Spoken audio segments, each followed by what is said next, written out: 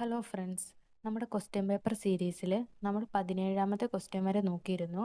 അടുത്ത 18ാമത്തെ ക്വസ്റ്റ്യൻ നോക്കാം. Reserve bank of ഇന്ത്യയുടെ ഇപ്പോഴത്തെ ഗവർണർ ആരാണ്? സഞ്ജയ് മൽഹോത്ര. ഇന്ത്യയിലെ കേന്ദ്ര ബാങ്കാണ് റിസർവ് ബാങ്ക്. RBI നിലവിൽ വന്നത് 1926 ഹിൽട്ടൺ കമ്മീഷൻ നിർദ്ദേശപ്രകാരമാണ്. RBI നിലവിൽ വന്നത് 1926 ഹിൽട്ടൺ കമ്മീഷൻ നിർദ്ദേശപ്രകാരമാണ്. 1934 RBI ആക്ട് പ്രകാരം നിലവിൽ വന്നു. 1934 RBI ആക്ട് പ്രകാരം നിലവിൽ വന്നു. 1935 ഏപ്രിൽ 1 പ്രവർത്തനം ആരംഭിച്ചു. സ്ഥാപിത മൂലധനം എന്ന് പറയുന്നത് 5 കോടിയായിരുന്നു. സ്ഥാപിത മൂലധനം 5 കോടി. RBIയുടെ ചിഹ്നത്തിലുള്ള മൃഗം കടുവയും വൃക്ഷം എണ്ണപ്പനയുമായിരുന്നു. അപ്പോൾ RBIയുടെ ചിഹ്നത്തിലുള്ള മൃഗം കടുവ, വൃക്ഷം എണ്ണപ്പന. RBI ദേശസാൽക്കരിച്ചത് 1949 ജനുവരി 1. RBI ദേശസാൽക്കരിച്ചത് 1949 ജനുവരി 1. ഇന്ത്യയുടെ കേന്ദ്ര ബാങ്കായിട്ട് പ്രഖ്യാപിക്കുന്നതും 1949 RBIയെ ഇന്ത്യയുടെ കേന്ദ്ര ബാങ്കായിട്ട് പ്രഖ്യാപിക്കുന്നത് 1949. Banking regulation act 1949. Banking regulation act വരുന്നത് 1949. ബാങ്കിങ് റെഗുലേഷൻ ആക്ട് പ്രകാരമാണ് ഇന്ത്യയിലെ ബാങ്കുകളുടെ പ്രവർത്തനം നടക്കുന്നത്. അപ്പോൾ ബാങ്കിങ് റെഗുലേഷൻ ആക്ട് പ്രകാരമാണ് ഇന്ത്യയിലെ ബാങ്കുകളുടെ പ്രവർത്തനം നടക്കുന്നത്. RBIയുടെ ആസ്ഥാനം എന്ന് പറയുന്നത് മുംബൈ ആണ്. 1937 മുതലാണ് മുംബൈ ആസ്ഥാനമായത്. അതുവരെ RBIയുടെ ആസ്ഥാനം എന്ന് പറയുന്നത് കൊൽക്കത്തയായിരുന്നു. കേരളത്തിലെ ആസ്ഥാനം എന്ന് പറയുന്നത് തിരുവനന്തപുരമാണ്. വിദേശ നാണയത്തിൻ്റെ സൂക്ഷിപ്പുകാരൻ എന്നറിയപ്പെടുന്നത് RBI ആണ്. ബാങ്കുകളുടെ ബാങ്ക്, സർക്കാരിൻ്റെ ബാങ്ക് എന്നൊക്കെ അറിയപ്പെടുന്നു. അപ്പോൾ നമ്മുടെ ഇന്ത്യയുടെ കേന്ദ്ര ബാങ്ക് എന്നറിയപ്പെടുന്നത് RBI ആണ്. ഇപ്പോഴത്തെ ഗവർണർ എന്ന് പറയുന്നത് സഞ്ജയ് മൽഹോത്ര. അടുത്ത ക്വസ്റ്റ്യൻ, 2022-23 കേന്ദ്ര ബജറ്റ് അവതരിപ്പിച്ചത് ആര്? ആൻസർ ഓപ്ഷൻ എ ആണ്, നിർമ്മല സീതാരാമൻ. ലേറ്റസ്റ്റ് ആയിട്ടുള്ള ബജറ്റ് അവതരിപ്പിച്ചത് 2025 ഫെബ്രുവരി 1. അത് അവതരിപ്പിച്ചത് നിർമ്മല സീതാരാമനാണ്. അങ്ങനെ ആകെ 8 ബജറ്റാണ് നിർമ്മല സീതാരാമൻ ഇതുവരെ അവതരിപ്പിച്ചിട്ടുള്ളത്. അതിൽ 7 സമ്പൂർണ്ണ ബജറ്റാണ്, ഒരെണ്ണം ഇടക്കാല ബജറ്റാണ്. 7 സമ്പൂർണ്ണ ബജറ്റും 1 ഇടക്കാല ബജറ്റും ഉൾപ്പെടെ ആകെ 8 ബജറ്റാണ് നിർമ്മല സീതാരാമൻ അവതരിപ്പിച്ചിട്ടുള്ളത്.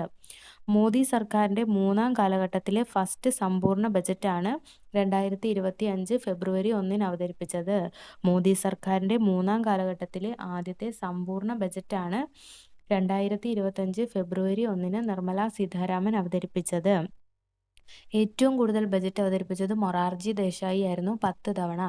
ഏറ്റവും കൂടുതൽ ബജറ്റ് അവതരിപ്പിച്ചത് മൊറാർജി ദേശായി ആണ്, 10 തവണ. 2ാം സ്ഥാനം നിർമ്മല സീതാരാമൻ, 8 തവണ. 8 തവണയാണ് നിർമ്മല സീതാരാമൻ ബജറ്റ് അവതരിപ്പിച്ചത്. എന്നാൽ തുടർച്ചയായി ഏറ്റവും കൂടുതൽ തവണ ബജറ്റ് അവതരിപ്പിച്ചത് നിർമ്മല സീതാരാമനാണ്.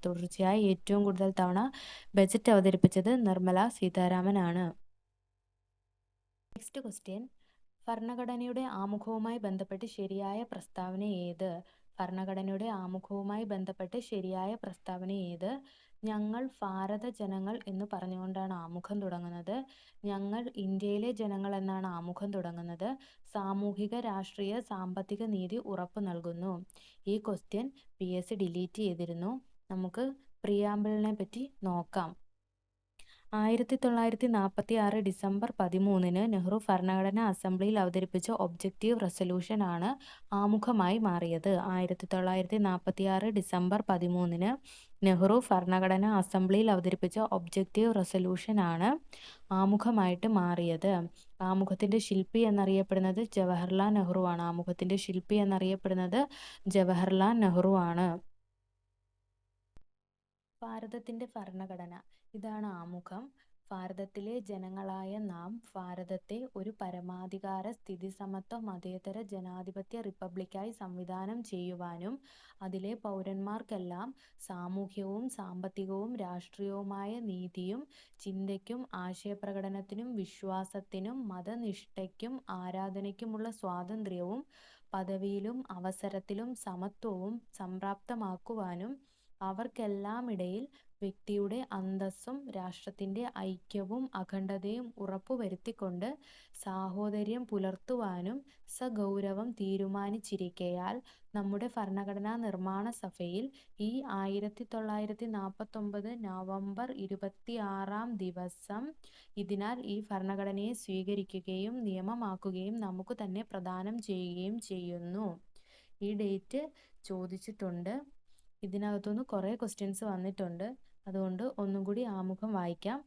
ഭാരതത്തിലെ ജനങ്ങളായ നാം ഭാരതത്തെ ഒരു പരമാധികാര സ്ഥിതിസമത്വ മതേതര ജനാധിപത്യ റിപ്പബ്ലിക്കായി സംവിധാനം ചെയ്യുവാനും അതിലെ പൗരന്മാർക്കെല്ലാം സാമൂഹ്യവും സാമ്പത്തികവും രാഷ്ട്രീയവുമായ നീതിയും ചിന്തയ്ക്കും ആശയപ്രകടനത്തിനും വിശ്വാസത്തിനും മതനിഷ്ഠയ്ക്കും ആരാധനയ്ക്കുമുള്ള സ്വാതന്ത്ര്യവും പദവിയിലും അവസരത്തിലും സമത്വവും സംപ്രാപ്തമാക്കുവാനും അവർക്കെല്ലാമിടയിൽ വ്യക്തിയുടെ അന്തസ്സും രാഷ്ട്രത്തിന്റെ ഐക്യവും അഖണ്ഡതയും ഉറപ്പുവരുത്തിക്കൊണ്ട് സാഹോദര്യം പുലർത്തുവാനും സഗൗരവം തീരുമാനിച്ചിരിക്കയാൽ നമ്മുടെ ഭരണഘടനാ നിർമ്മാണ സഭയിൽ ഈ 1949 നവംബർ 26 ദിവസം ഇതിനാൽ ഈ ഭരണഘടനയെ സ്വീകരിക്കുകയും നിയമമാക്കുകയും നമുക്ക് തന്നെ പ്രദാനം ചെയ്യുകയും ചെയ്യുന്നു. 1976 42 ഭേദഗതി പ്രകാരം ആമുഖത്തിൽ കൂട്ടിച്ചേർത്ത വാക്കുകളാണ് സോഷ്യലിസ്റ്റ്, സെക്യുലർ, ഇന്റഗ്രിറ്റി. 1976 42 ഭേദഗതി പ്രകാരം ആമുഖത്തിൽ കൂട്ടിച്ചേർത്ത വാക്കുകളാണ് സോഷ്യലിസ്റ്റ്, സെക്യുലർ, ഇന്റഗ്രിറ്റി. 21ാമത്തെ ക്വസ്റ്റ്യൻ, ഇന്ത്യൻ ഭരണഘടന കടമെടുത്ത ആശയങ്ങളുമായി ബന്ധപ്പെട്ട ശരിയായ പ്രസ്താവന ഏത്? മൗലിക അവകാശങ്ങൾ അമേരിക്കൻ ഭരണഘടനയിൽ നിന്നാണ് കടമെടുത്തത്. നിർദ്ദേശക തത്വങ്ങൾ ഐറിഷ് ഭരണഘടനയിൽ നിന്നാണ് കടമെടുത്തത്. നിയമനിർമ്മാണ പ്രക്രിയ കനേഡിയൻ ഭരണഘടനയിൽ നിന്നാണ് കടമെടുത്തത്. ഇപ്പം നമുക്ക് ആൻസർ നോക്കുന്നതിന് മുമ്പേ പാഠപുസ്തകത്തിൽ നിന്നുള്ള കുറച്ച് ഭാഗങ്ങൾ നോക്കാം. ബ്രിട്ടീഷ് ഭരണഘടനയിൽ നിന്നും കടമെടുത്ത ആശയങ്ങൾ: കേവല ഭൂരിപക്ഷ വ്യവസ്ഥ, കേവല ഭൂരിപക്ഷ വ്യവസ്ഥ, പാർലമെന്ററി ഭരണസമ്പ്രദായം, നിയമവാഴ്ച എന്ന ആശയം, സ്പീക്കറുടെ സ്ഥാപനവും അവരുടെ പങ്കും, നിയമനിർമ്മാണ നടപടിക്രമം. ഇപ്പോൾ ബ്രിട്ടീഷ് ഭരണഘടനയിൽ നിന്നും കടമെടുത്തത് കേവല ഭൂരിപക്ഷ വ്യവസ്ഥ, പാർലമെന്ററി ഭരണസമ്പ്രദായം, നിയമവാഴ്ച എന്ന ആശയം, സ്പീക്കറുടെ സ്ഥാപനവും അവരുടെ പങ്കും, നിയമനിർമ്മാണ നടപടിക്രമം. ഐറിഷ് ഭരണഘടനയിൽ നിന്നും രാഷ്ട്രനയവുമായി ബന്ധപ്പെട്ട നിർദ്ദേശക തത്വങ്ങൾ, രാഷ്ട്രനയവുമായി ബന്ധപ്പെട്ട നിർദ്ദേശക തത്വങ്ങൾ. ഫ്രാൻസിന്റെ ഭരണഘടനയിൽ നിന്നും സ്വാതന്ത്ര്യം, സമത്വം, സാഹോദര്യം എന്നീ തത്വങ്ങൾ, ഫ്രാൻസിന്റെ ഭരണഘടനയിൽ നിന്നും സ്വാതന്ത്ര്യം, സമത്വം, സാഹോദര്യം എന്നീ തത്വങ്ങൾ. കനേഡിയൻ ഭരണഘടനയിൽ നിന്നും അർദ്ധ ഫെഡറൽ ഗവൺമെന്റ്, അതായത് ശക്തമായ കേന്ദ്ര ഗവൺമെന്റോടു കൂടിയ ഫെഡറൽ സമ്പ്രദായം, അവശിഷ്ട അധികാരം എന്ന ആശയം. കനേഡിയൻ ഭരണഘടനയിൽ നിന്നും അർദ്ധ ഫെഡറൽ ഗവൺമെന്റ്, അതായത് ശക്തമായ കേന്ദ്ര ഗവൺമെന്റോടു കൂടിയ ഫെഡറൽ സമ്പ്രദായം, അവശിഷ്ട അധികാരം എന്ന ആശയം. അമേരിക്കൻ ഭരണഘടനയിൽ നിന്നും മൗലികാവകാശങ്ങളെക്കുറിച്ചുള്ള അധ്യായം, നീതിന്യായ പുനഃപരിശോധന അധികാരം, നീതിന്യായ വിഭാഗത്തിന്റെ സ്വാതന്ത്ര്യം. മൗലികാവകാശങ്ങളെക്കുറിച്ചുള്ള അധ്യായം, നീതിന്യായ പുനഃപരിശോധന അധികാരം, നീതിന്യായ വിഭാഗത്തിന്റെ സ്വാതന്ത്ര്യം. അപ്പം നമ്മുടെ ആൻസർ ആയിട്ട് വരുന്നത് ഓപ്ഷൻ എ ആണ്. 1ഉം 2ഉം ശരിയാണ്. മൗലിക അവകാശങ്ങൾ അമേരിക്കൻ ഭരണഘടനയിൽ നിന്നും, നിർദ്ദേശക തത്വങ്ങൾ അയർലൻഡിൽ നിന്നും, നിയമനിർമ്മാണ പ്രക്രിയ എന്ന ആശയം കടമെടുത്തിരിക്കുന്നത് ബ്രിട്ടീഷ് ഭരണഘടനയിൽ നിന്നാണ്. നെക്സ്റ്റ് ക്വസ്റ്റ്യൻ, റിട്ടുകളുമായി ബന്ധപ്പെട്ട് ശരിയായ പ്രസ്താവന ഏത്? സുപ്രീം കോടതിക്കും ഹൈക്കോടതിക്കും മാത്രമേ റിട്ടുകൾ പുറപ്പെടുവിക്കാനുള്ള അധികാരമുള്ളൂ. സുപ്രീം കോടതിക്കും ഹൈക്കോടതിക്കും മാത്രമേ റിട്ടുകൾ പുറപ്പെടുവിക്കാനുള്ള അധികാരമുള്ളൂ. അത് ശരിയാണ്. സുപ്രീം കോടതിക്ക് മാത്രമേ റിട്ടുകൾ പുറപ്പെടുവിക്കാനാവൂ. സുപ്രീം കോടതിക്കും ഹൈക്കോടതിക്കും ജില്ലാ കോടതിക്കും റിട്ടുകൾ പുറപ്പെടുവിക്കാം. നമ്മുടെ ആൻസർ എന്ന് പറയുന്നത് ഓപ്ഷൻ ബി ആണ് ഒൺലി വൺ. സുപ്രീം കോടതിക്കും ഹൈക്കോടതിക്കും മാത്രമേ റിട്ടുകൾ പുറപ്പെടുവിക്കാനുള്ള അധികാരമുള്ളൂ. റിട്ടുകളെ പറ്റി നമുക്ക് നോക്കാം. ഭരണഘടനാപരമായ പരിഹാരങ്ങൾക്കുള്ള അവകാശത്തെ ഭരണഘടനയുടെ ഹൃദയവും ആത്മാവും എന്നാണ് ഡോക്ടർ ബി.ആർ. അംബേദ്കർ വിശേഷിപ്പിച്ചിട്ടുള്ളത്. ഭരണഘടനാപരമായ പരിഹാരങ്ങൾക്കുള്ള അവകാശത്തെ ഭരണഘടനയുടെ ഹൃദയവും ആത്മാവും എന്നാണ് ഡോക്ടർ ബി.ആർ. അംബേദ്കർ വിശേഷിപ്പിച്ചിട്ടുള്ളത്. ഇതിനു കാരണം ഏതെങ്കിലും ഒരു മൗലികാവകാശത്തിന്റെ ലംഘനമുണ്ടായാൽ അത് പുനഃസ്ഥാപിച്ചു കിട്ടുന്നതിനായി ഏതൊരു വ്യക്തിക്കും ഹൈക്കോടതിയെയോ സുപ്രീം കോടതിയോ സമീപിക്കുവാനുള്ള അവകാശം ഭരണഘടനാ പരിഹാര മാർഗത്തിലൂടെ ഉറപ്പു നൽകുന്നു. ഏതെങ്കിലും ഒരു മൗലികാവകാശത്തിന്റെ ലംഘനം ഉണ്ടായാൽ അത് പുനഃസ്ഥാപിച്ചു കിട്ടുന്നതിനായി ഏതൊരു വ്യക്തിക്കും ഹൈക്കോടതിയോ സുപ്രീം കോടതിയോ സമീപിക്കുവാനുള്ള അവകാശം ഭരണഘടനാ പരിഹാര മാർഗത്തിലൂടെ ഉറപ്പു നൽകുന്നു. സുപ്രീം കോടതിക്കും ഹൈക്കോടതിക്കും ഇത്തരം അവകാശങ്ങൾ നടപ്പിലാക്കുന്നതിന് സർക്കാരിന് ഉത്തരവുകളും നിർദ്ദേശങ്ങളും നൽകാൻ കഴിയും. സുപ്രീം കോടതിക്കും ഹൈക്കോടതിക്കും ഇത്തരം അവകാശങ്ങൾ നടപ്പിലാക്കുന്നതിന് സർക്കാരിന് ഉത്തരവുകളും നിർദ്ദേശങ്ങളും നൽകാൻ കഴിയും. കോടതികൾക്ക് റിട്ടുകൾ എന്ന പേരിൽ നിരവധി പ്രത്യേക ഉത്തരവുകൾ ഇതിനായി പുറപ്പെടുവിക്കാം. അപ്പം കോടതികൾക്ക് റിട്ടുകൾ എന്ന പേരിൽ നിരവധി പ്രത്യേക ഉത്തരവുകൾ ഇതിനായിട്ട് പുറപ്പെടുവിക്കാം. ഒന്നാമത്തത് ഹേബിയസ് കോർപ്പസ്. അറസ്റ്റ് ചെയ്യപ്പെട്ട വ്യക്തിയെ കോടതിക്ക് മുൻപാകെ ഹാജരാക്കാൻ ആവശ്യപ്പെട്ടുകൊണ്ട് കോടതി പുറപ്പെടുവിക്കുന്ന ഉത്തരവിനെയാണ് ഹേബിയസ് കോർപ്പസ് എന്നതുകൊണ്ട് അർത്ഥമാക്കുന്നത്. അപ്പം അറസ്റ്റ് ചെയ്യപ്പെട്ട വ്യക്തിയെ കോടതിക്ക് മുൻപാകെ ഹാജരാക്കാൻ ആവശ്യപ്പെട്ടുകൊണ്ട് കോടതി പുറപ്പെടുവിക്കുന്ന ഉത്തരവിനെയാണ് ഹേബിയസ് കോർപ്പസ് എന്നതുകൊണ്ട് അർത്ഥമാക്കുന്നത്. ഒരു വ്യക്തിയെ അറസ്റ്റ് ചെയ്യുവാനുള്ള കാരണങ്ങളോ അതിൻ്റെ രീതിയോ നിയമാനുസൃതമോ തൃപ്തികരമോ അല്ലെങ്കിൽ ആ വ്യക്തിയെ സ്വതന്ത്രമാക്കാൻ കോടതിക്ക് ഉത്തരവ് പുറപ്പെടുവിക്കാവുന്നതാണ്. അപ്പോൾ ഒരു വ്യക്തിയെ അറസ്റ്റ് ചെയ്യാനുണ്ടായ കാരണങ്ങളോ അതിൻ്റെ രീതിയോ നിയമാനുസൃതമോ തൃപ്തികരമോ അല്ലെങ്കിൽ ആ വ്യക്തിയെ സ്വതന്ത്രമാക്കാൻ കോടതിക്ക് ഉത്തരവ് പുറപ്പെടുവിക്കാവുന്നതാണ്. അടുത്തത് മാൻഡമസ്. ഒരു ഉദ്യോഗസ്ഥൻ തൻ്റെ നിയമപരമായ കർത്തവ്യം നിറവേറ്റാതിരിക്കുന്നത് മൂലം മറ്റൊരു വ്യക്തിയുടെ അവകാശം ഹനിക്കപ്പെടുന്നതായി കോടതി കണ്ടെത്തുമ്പോൾ പുറപ്പെടുവിക്കുന്ന റിട്ടാണ് മാൻഡമസ്.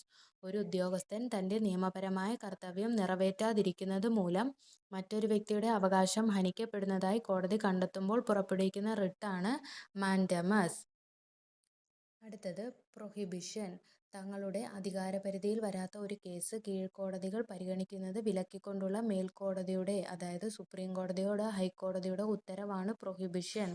തങ്ങളുടെ അധികാരപരിധിയിൽ വരാത്ത ഒരു കേസ് കീഴ്ക്കോടതികൾ പരിഗണിക്കുന്നത് വിലക്കിക്കൊണ്ടുള്ള മേൽക്കോടതിയുടെ, അതായത് സുപ്രീം കോടതിയുടെ ഹൈക്കോടതിയുടെ ഉത്തരവാണ് പ്രൊഹിബിഷൻ. അടുത്തത് കോ വാറന്റോ. ഒരു ഉദ്യോഗസ്ഥൻ അദ്ദേഹത്തിന് അർഹതയില്ലാത്ത സ്ഥാനം വഹിക്കുന്നതായി കോടതി കണ്ടെത്തുകയാണെങ്കിൽ അദ്ദേഹത്തെ അതിൽ നിന്ന് തടഞ്ഞുകൊണ്ട് കോടതി പുറപ്പെടുവിക്കുന്ന റിട്ടാണ് കോ വാറന്റോ. ഒരു ഉദ്യോഗസ്ഥൻ അദ്ദേഹത്തിന് അർഹതയില്ലാത്ത സ്ഥാനം വഹിക്കുന്നതായി കോടതി കണ്ടെത്തുകയാണെങ്കിൽ അദ്ദേഹത്തെ അതിൽ നിന്ന് തടഞ്ഞുകൊണ്ട് കോടതി പുറപ്പെടുവിക്കുന്ന റിട്ടാണ് കോ വാറന്റോ.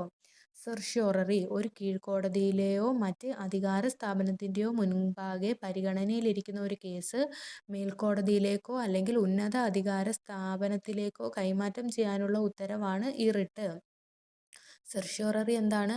ഒരു കീഴ്ക്കോടതിയിലെയോ മറ്റ് അധികാര സ്ഥാപനത്തിൻ്റെയോ മുൻപാകെ പരിഗണനയിലിരിക്കുന്ന ഒരു കേസ് മേൽക്കോടതിയിലേക്കോ അല്ലെങ്കിൽ ഉന്നത അധികാര സ്ഥാനത്തിലേക്കോ കൈമാറ്റം ചെയ്യാനുള്ള ഉത്തരവാണ് ഈ റിട്ട്. അപ്പോൾ നമുക്ക് ആകെ 5 റിട്ടുകളാണുള്ളത്. ഏതൊക്കെയായിരുന്നു? Habeas corpus, mandamus, prohibition, certiorari, quo വാറന്റോ.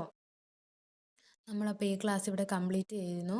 ഇനി ബാക്കി ക്വസ്റ്റ്യൻസ് അടുത്ത ക്ലാസ്സിൽ നോക്കാം. Okay, thank you.